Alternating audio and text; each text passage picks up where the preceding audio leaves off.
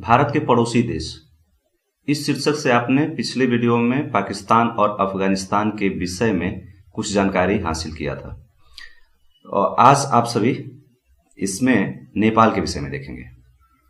नेपाल, जैसा कि आप देख रहे हैं, भारत का पड़ोसी देश है, स्थलरुद्ध देश है। स्थलरुद्ध देश भारत के पड़ोसी देशों में जैसे नेपाल, अफगानिस्तान, भूटान, ये हैं, उनमें से एक नेपाल। और नेपाल इसके साथ ही चीन से भी लगा है। चीन का स्वायत्त जो प्रदेश है तिब्बत, जिस पर चीन का कब्जा है, इससे लगा है। तो भारत और चीन के बीच एक स्थलरुद्ध देश, जो हिमालय की गोद में बैठा हुआ देश कहेंगे आप, हिमालयी देश है और भारत के कई राज्यों से घिरा हुआ है। जैसे ये भारत का जो देख रहे हैं, ये उत्तराखंड है, इसको आप समझ सकते हैं, उत्तराखंड या उत्तरांचल। इसके बाद ये उत्तर प्रदेश, इसके बाद ये नीचे आ जाएंगे तो यहाँ पर बिहार, और फिर इधर आ जाएंगे तो ये पश्चिम बंगाल यहाँ, और ये थोड़ा सा हिस्सा भूटान। इसके बीच जो है लगा हुआ, इधर आप तिब्बत देख ही रहे हैं, इसके बीच में घिरा हुआ ये नेपाल, जो कि अब एक लोकतांत्रिक गणराज्य है 2007 से। इससे पहले यह एक राजतंत्रात्मक देश हुआ करता था। नेपाल की राजधानी काठमांडू आप यहां देख रहे हैं। नेपाल 2015 में जो इसका पुनः राजनीतिकरण हुआ, उसके अनुसार 7 राज्य हैं। ये राज्य अभी जो देख रहे हैं नक्शा, इसके उलट बल्कि मैं कहूंगा 7 राज्य हैं, इसमें स्पष्ट नहीं है। और नेपाली भाषा बोली जाती है, आप समझ सकते हैं। कुछ जो छोटी छोटी जानकारियां उसमें, नेप्लीज कहा जाता है इनको, नेपाली भाषा बोली जाती है, नेप्लीज कहा जाता है। लोकतंत्रात्मक आज के डेट में सरकार है यहाँ, और गणतंत्रात्मक भी राजतंत्र हट चुका है 2007 से। यहाँ पर विद्या देवी भंडारी यहाँ की राष्ट्रपति हैं, आप समझ सकते हैं। विद्या देवी भंडारी जो है राष्ट्रपति हैं, जबकि ओली देख रहे हैं, खड्ग प्रसाद ओली यहाँ के प्रधानमंत्री हैं। काफी चर्चा में है भारत में इस समय कुछ विवादों को लेकर के। और इधर देखें तो यहाँ पर अगर क्षेत्रफल की दृष्टि से देखें तो छोटा राज्य बेशक है, लेकिन अपनी स्वायत्तता बनाए रखने में सफल रहा था पूरी तरह से। मतलब एक ऐसा देश जो ब्रिटिश का गुलाम नहीं हुआ, जबकि भारत का पड़ोसी देश होते हुए भी कभी भी इस पर जो अधिकार किसी कंट्री ने नहीं किया। लगभग 3 करोड़ की जनसंख्या है नेपाल की। और अगर देखें तो इसका जो मानक समय है वो भारतीय मानक समय से 15 मिनट और आगे है। मतलब ये 5 घंटा जीएमटी से, अगर मैं आप बात करेंगे ग्रीनविच टाइम से, तो नेपाल का जो 5 घंटा 45 मिनट है, आपका 5.5 घंटा है, 5 घंटा 45 मिनट है। आप सोच सकते हैं कि आपका जो मानक समय तय है वो इधर नेपाल के इधर जो है इलाहाबाद के पास से समय तय है आपका, जबकि इसका जो है इससे पूर्व में पड़ने के चलते 15 मिनट और जो है लग जाता है। तो इस तरह से आप 5 घंटा 45 मिनट का समय लेंगे इसमें।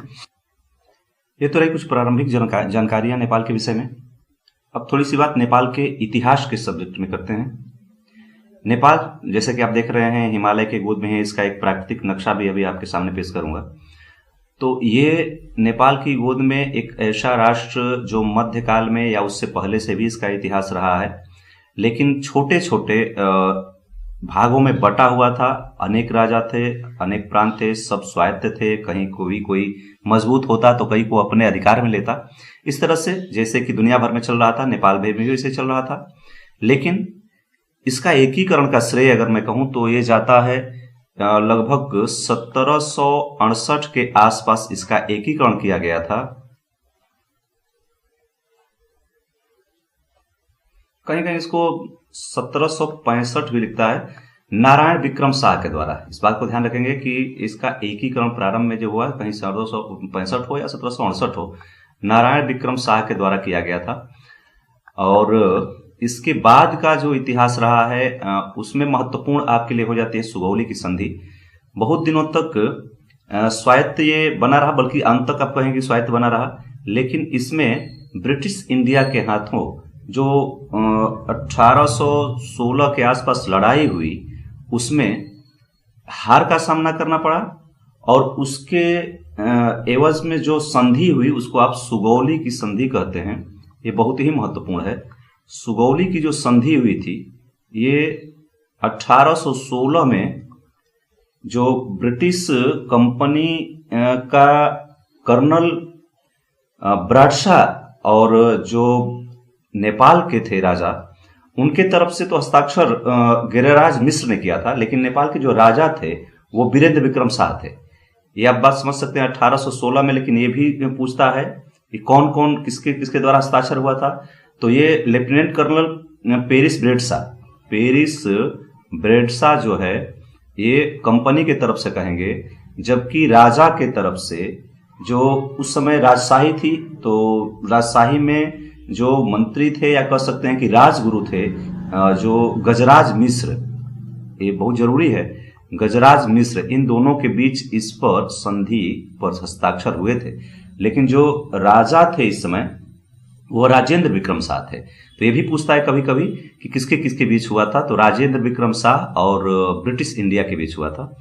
इसमें नेपाल को बहुत सारा जो अपना ये भाग है उसको ब्रिटिश इंडिया के हाथों खोना पड़ा था। इधर कुछ हिस्सा जो कि आज उत्तराखंड में है, और इधर आएंगे तो कुछ पश्चिम बंगाल में हिस्सा चला गया था। ये जो है खोना पड़ा था। जो मुख्य बात थी संधि की, उसमें तय हुआ था कि ये जो देख रहे हैं आप काली नदी, जो बाद में आकर के शारदा और घाघरा आप देख रहे हैं हो जाती है, तो काली नदी के जो पूरब का हिस्सा है, ये पूरब पड़ेगा इधर, ये नेपाल का होगा, जबकि पश्चिम का जो हिस्सा है ये भारत का होगा, मतलब ब्रिटिश भारत का होगा। ये तय हुआ था उसमें। अभी जो विवाद देख रहे हैं उसके विषय में थोड़ी देर बाद में अभी चर्चा कर रहा हूं। ये इसी विवाद का हिस्सा है कि काली नदी का आखिर उद्गम स्थल कौन सा है या मुख्य धारा कौन सा है, इससे विवाद खड़ा हो रहा है यहाँ पर। तो ये समझौता हुआ था इसमें। और एक और बात थी कि इसके जरिए अपनी भूमि जरूर नेपाल ने खोया, लेकिन अपना जो स्वायत्तता था, अपना जो स्वतंत्रता था, तो स्वतंत्रता बनाए रखा, एक नेपाल की उपलब्धि थी इस संधि में। इसके बाद का जो इतिहास है, यहां से लेकर के आप कह सकते हैं कि 2020 तक का, इसमें आप पाएंगे कि राजशाही 2007 जाते जाते समाप्त हो गई 2007 में, और यहाँ जो राजा और जनता के बीच में संघर्ष इस बीच चलता रहा, उसमें कामोवेश राजतंत्र बना रहा था इसके बीच में, और 2007 तक आप कह सकते हैं। एक इतिहास में एक और बड़ी घटना घटती है 2001 में, जब राज परिवार के कई सदस्य राज परिवार के ही एक युवराज द्वारा मारे जाते हैं, हत्या होती है, जिसमें कि आप कह सकते हैं उस समय के राजा वीरेंद्र विक्रम शाह थे, और इनके ही पुत्र, आप समझ सकते हैं इसमें 2001 में जो हुआ था उसमें वीरेंद्र विक्रम शाह थे, और इनके पुत्र दीपेंद्र ने ही इन लोगों की हत्या की थी। एक ही बार अचानक जो है इतने बड़े लेवल पर हादसा हो जाने के चलते जनता राज परिवार के विरुद्ध तो नहीं कहूंगा, लेकिन राज परिवार में जो इसके बाद वारिस हुआ उसके विरुद्ध हो गई। इसके बाद जो वारिस बने उनके, जिसे ज्ञानेंद्र विक्रम शाह को कहते हैं, आप समझ सकते हैं कि ज्ञानेंद्र विक्रम शाह उसके बाद राजा बने, तो उनके सपोर्ट में जनता नहीं रही। जनता का विश्वास इन पर से, लोगों का मानना था कि इन्होंने ही घटना कराई है, इसलिए जनता विरुद्ध इनके रही, और अंततः 2007 जाते जाते राजतंत्र समाप्त करना पड़ा। बीच में माओवादी आंदोलन चले, कई सारे और आंदोलन छोटे मोटे ढंग से लोकतंत्र हासिल करने के लिए चले, लेकिन मुख्य रूप से माओवादी आंदोलन ही रहे। और इस तरह से प्रचंड जब माओवादियों के नेता प्रधानमंत्री बने थे तो उन्होंने कई सारे अधिकार जो है राजाओं के सीमित कर दिए थे। बाद में आते आते 2007 में हट गया और नेपाल ने अपना नया संविधान लागू किया। उसके बाद हालांकि बहुत स्थिर स्थिति राजनीतिक तो नहीं है नेपाल की, लेकिन अभी तक जो ओली हैं वहां तक की घटना आप देख रहे हैं। तो ये रहा एक ऐतिहासिक दृष्टिकोण नेपाल पर, जबकि आप देख रहे हैं 1665 में नारायण विक्रम शाह का एकीकरण करना इसका, या 68 कह सकते हैं। इसके बाद जो 1816 की संधि रही है, जिसको कि सुगौली की संधि कहते हैं, ये 4 मार्च 1816 को हुई थी। इसके बाद आप देखते हैं कि 2001 में एक घटना इतिहास में घटती है, जब ये राजा जो है राजतंत्र में इतना बड़ा विद्रोह होता है, मारे जाते हैं लोग, और फिर इसके बाद साथ में लोकतंत्र का हटना, राजतंत्र का हटना और लोकतंत्र पूर्णतः आना, और इसके बाद की घटना आप देख रहे हैं। तो एक ऐतिहासिक दृष्टिकोण अभी आपने नेपाल का देखा। अब देखेंगे धीरे धीरे भौगोलिक दृष्टिकोण। यहाँ इसकी शुरुआत पहले हम करते हैं इस विवादित जगह से। जैसा कि आप देख रहे हैं यहाँ पर के ये लिपुलेख दर्रा है, और इस पर जो विवाद है मुख्य रूप से यही है कि भारत के इस भाग को अपने नक्शे में नेपाल ने दिखाया है। इस विवाद की शुरुआत होती है पिछले साल जब रक्षा मंत्री राजनाथ सिंह गए यहाँ के दौरे पर। इस दृष्टिकोण से गए थे कि ये विवाद है यहाँ का कि इसको जो है उसने अपने नक्शे में दिखलाया है, जो कि भारत के उत्तराखंड का हिस्सा है। इसको देख रहे हैं, इधर तो तिब्बत का हिस्सा है ही। तो इसमें लिपुलेख दर्रा, लिपियाधुरा और काला पानी। लिपुलेख दर्रा देख ही रहे हैं, इन तीनों नाम को याद करना जरूरी है। लिपियाधुरा भी है और इसमें एक और है काला पानी। ये तीन नाम जरूर याद रखने हैं परीक्षा के दृष्टिकोण से। तो यहाँ पर विवाद यही था कि जब राजनाथ सिंह यहाँ पर पिछले साल गए और कुछ रोड के निर्माण के सिलसिले में कि यहाँ तक अगर हमारी पहुंच ठीक रहती है मिलिट्री की, तो जो चीन का दबदबा इधर है उसका सामना हम कर पाएंगे। इसी दृष्टिकोण से जब यहाँ रोड बनाने की तैयारी हुई तो नेपाल ने इसको अपना मानते हुए इस जगह को अपने नक्शे में दिखाया। तो आज ये जो देख रहे हैं इसको नेपाल जो है अपने नक्शे में जो है दिखलाता है। जबकि अभी आप पीछे देख रहे थे कि सुगौली की संधि में तय हुआ था कि काली नदी के पूरब तरफ नेपाल रहेगा जबकि पश्चिम तरफ भारत रहेगा। हाँ, ये विवाद इसलिए जरूर हो जाता है कि काली नदी का वास्तव में कौन सी मुख्य धारा है, कौन सा उद्गम स्थल है, इसलिए विवाद हो जाता है। क्योंकि ये नेपाल ऐसा राष्ट्र है जहां पर कि बहुत छोटी छोटी धाराएं, जैसे कि पहाड़ी इलाका हो गया, पर्वतीय इलाका हो गया, छोटी छोटी धाराएं मिलकर के एक बड़ी नदियों का निर्माण करते हैं। तो इस तरह से इसमें दिक्कत ये हो जाती है कि कौन सी धारा है। फिर भी जो धारा तय किया गया था, जो मुख्य उद्गम स्थल है भारत जो कि साबित कर चुका है, वहां भारत अपना मानता है और ये साबित कर चुका है भारत ने, लेकिन नेपाल इसको अपना नहीं मानता। ये मुख्य विवाद है। इस विवाद को आपको जरूर याद रखना चाहिए परीक्षा के दृष्टिकोण से। आगे देखते हैं। अब ये राजनीतिक मैप आप देख रहे थे। इसके बाद आइए देखते हैं नेपाल के प्राकृतिक, नेपाल प्राकृतिक करके आप इसमें इसके भौगोलिक स्थिति को ठीक से एक बार फिर से अध्ययन करते हैं। इसका कह सकते हैं कि हिमालय की गोद में बसा हुआ एक देश है, जो कि हिमालय का ये हिस्सा जो है जो नेपाल में पड़ता है, इसको नेपाल हिमालय के नाम से जाना भी जाता है। इधर आप जानते हैं नेपाल हिमालय जो कहा जाता है वो काली नदी और ताप्ती नदी, काली और इधर ताप्ती, जो कि इसके पूर्व तरफ देख रहे हैं, इसके बीच में जो हिस्सा पड़ता है इसको आप नेपाल हिमालय के नाम से जानते भी हैं। ऐसे भी नेपाल यहाँ लिखा हुआ है, हिमालय लिखा हुआ है, तो नेपाल हिमालय के नाम से जानते हैं। और इस हिमालय में एक कई हिस्से, मतलब हिमालय के सर्वोच्च हिमालय का हिस्सा हो गया, इसके बाद एक केंद्रीय हिमालय, सर्वोच्च हिमालय जिसको कि हिमाद्री भी कहते हैं, ये केंद्रीय हिमालय का हिस्सा हो गया। और फिर इधर आएंगे तो शिवालिक हिमालय का भी हिस्सा है, इसके बाद तराई भाग भी है। तो मुख्य रूप से कहते हैं कि कह सकते हैं आप कि सर्वोच्च हिमालय, ये जो कि आप हिमाद्री कहते हैं, इसमें दुनिया की सबसे ऊंची चोटियां आप ये देख रहे हैं। दुनिया की सबसे ऊंची चोटियों का ये एक तरह से गुच्छा है, कह सकते हैं बंच है। तो यहाँ पर एक देख रहे हैं श्रृंखला जो कि सबसे ऊंची चोटियों का है। इसके बाद इसके नीचे ये केंद्रीय हिमालय का हिस्सा कुछ देख रहे हैं, मध्य हिमालय इसको आप कहते हैं, केंद्रीय हिमालय का हिस्सा देख रहे हैं। इसके बाद शिवालिक जिसको कि वाह्य हिमालय कहते हैं, इसका भी हिस्सा नेपाल में है।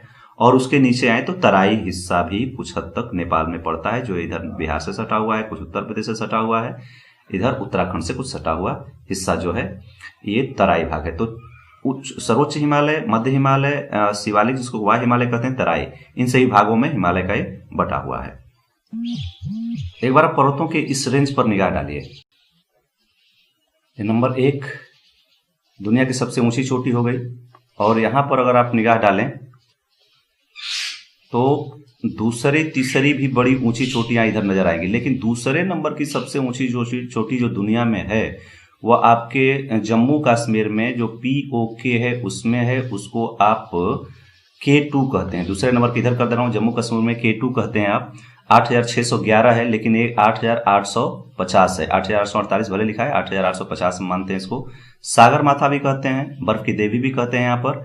ये नेपाल और तिब्बत मतलब नेपाल और चीन भी कह सकते हैं, इसके सीमा पर है। तो दुनिया की सबसे ऊंची चोटी हो गई इसमें, जो कि आपको ही रहा था कि हिमाद्री या महान हिमालय इसको कहते हैं या शीर्ष हिमालय कहते हैं।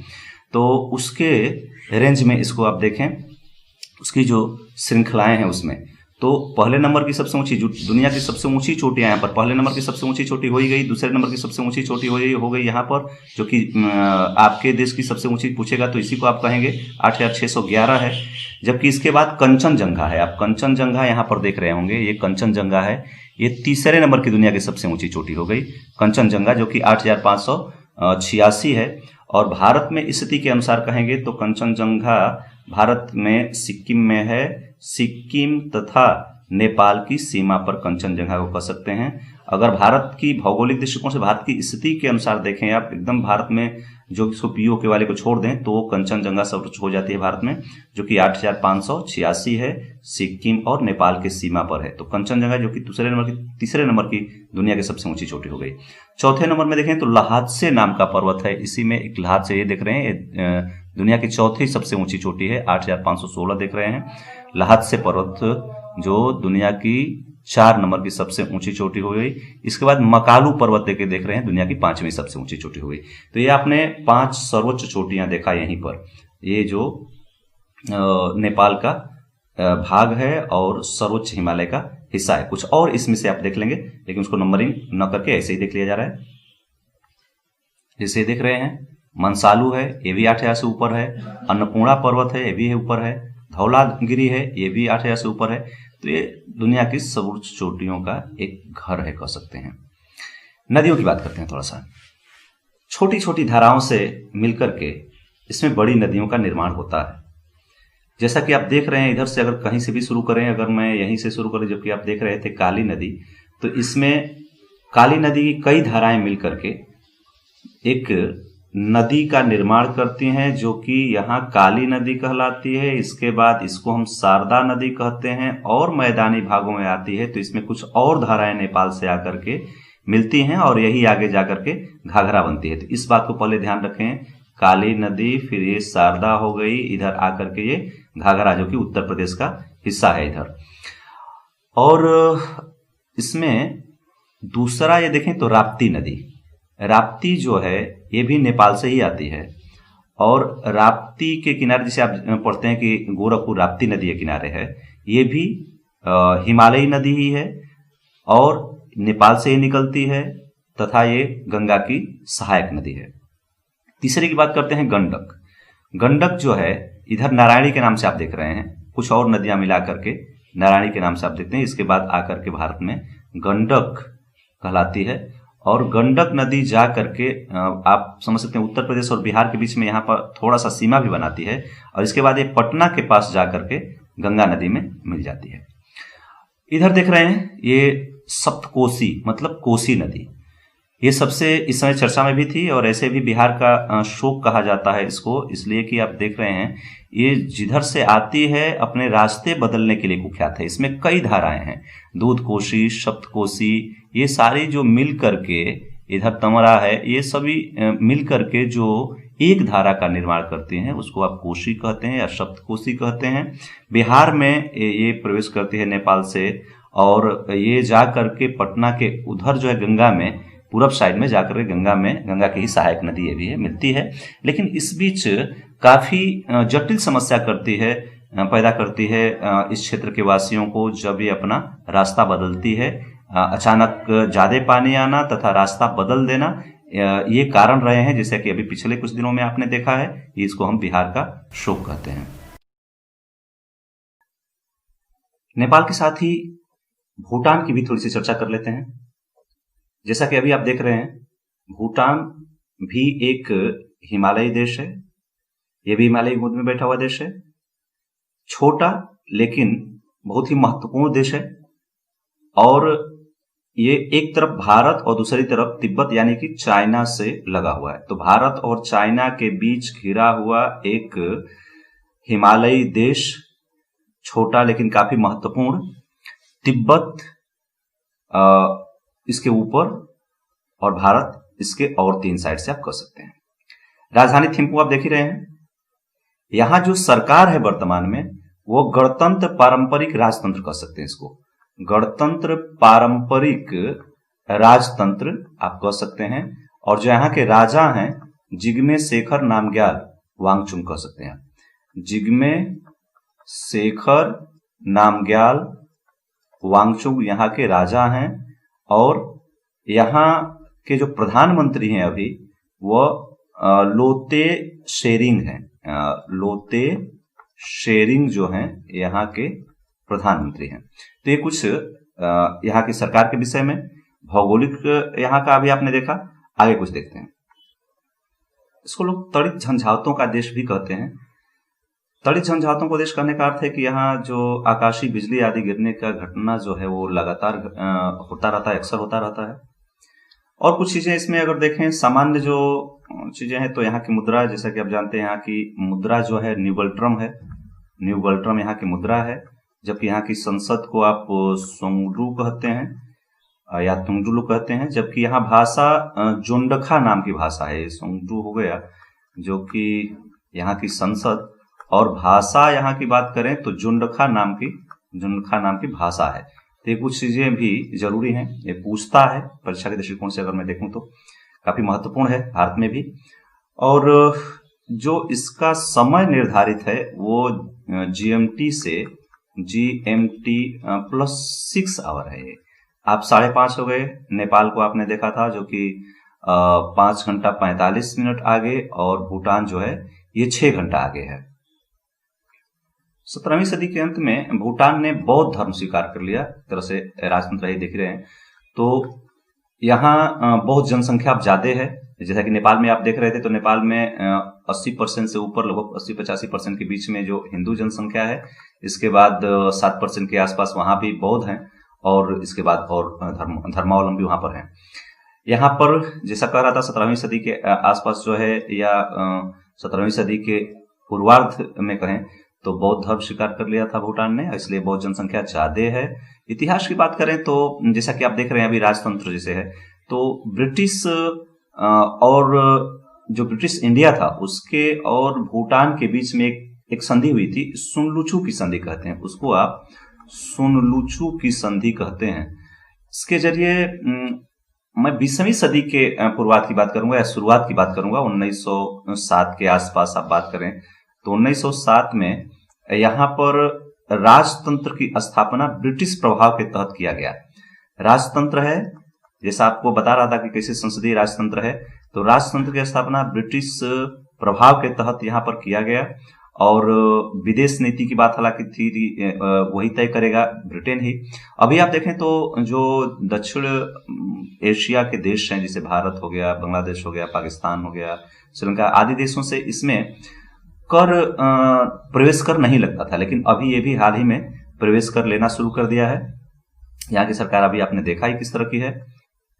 यहाँ की सबसे ऊंची पर्वतीय चोटी कहें तो कांगरी नाम की है, जो 7,553 है। 7,553 ऊंचाई वाली जो मीटर की ऊंचाई है, ये कांगरी नाम की है। कांगरी कहते हैं इसको। सबसे ऊंची चोटी हो गई। जबकि कुछ प्रमुख नदियों में भी आप देख रहे हैं, जैसे तोंसा हो गई, कुरु हो गई, कुरा है, ये सब भी यहाँ की कुछ महत्वपूर्ण नदियां हैं। जैसा कि नेपाल के साथ आप देख रहे थे, भारत के कई जो नदियां आती हैं भारत में, तो उन पर बांध बनाया गया है और संयुक्त परियोजनाएं हैं विद्युत उत्पादन से संबंधित या और भी कुछ लाभ के लिए जो बनाई गई हैं। इसी तरह से भूटान के साथ भी इन नदियों पर कई परियोजनाएं बनाई गई हैं, खास तौर से विद्युत उत्पादन के लिए। तो भारत के लिए ये लाभदायक स्थिति होती है। आर्थिकता की बात करेंगे तो यहाँ पर मुख्य रूप से कृषि और वन उत्पाद पर ही निर्भर यहाँ की अर्थव्यवस्था है, तथा यहाँ जो पन बिजली परियोजनाएं हैं इनसे भी भूटान को लाभ होता है। जैसे भारत को ही बिजली बेचना है तो उससे भी भूटान को लाभ होता है। ये जो हिस्सा देख रहे हैं यहाँ पर नाथुला दर्रा है, और नाथुला दर्रा के साथ साथ जिससे कि हम प्रवेश करते हैं इसमें तिब्बत में आप प्रवेश करके चले जाते हैं, बल्कि हमें जब जाना होता है मानसरोवर तक तो भी ये रास्ता थोड़ा आसान हो जाता है।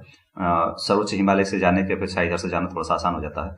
लेकिन यहाँ पर वह विवाद भी जिसके विषय में आप पीछे सुन चुके हैं, डोकलाम विवाद, तो डोकलाम भी यहीं पर है। और डोकलाम जो है यह भूटान का एक कस्बा है। भारत का इधर से जो तिब्बत है उसके भूटान, और इधर जो भारत का जो सिक्किम है, माफ कीजिएगा, ये सिक्किम, इधर भूटान, और ये भूटान हो गया, और ये हो गया तिब्बत अर्थात चीन। इसके बीच में एक ट्राई जंक्शन है, तो बहुत महत्वपूर्ण हो जाता है इस दृष्टिकोण से। ये ट्राई जंक्शन होने के चलते इस सामरिक दृष्टिकोण से काफी महत्वपूर्ण हो जाता है यह। पिछले साल जो विवाद था उसको कैसे निपटाया गया, इस बात को आपने देखा ही। बंद करते हैं अगली वीडियो में भारतीय कुछ और पड़ोसी देशों के विषय में।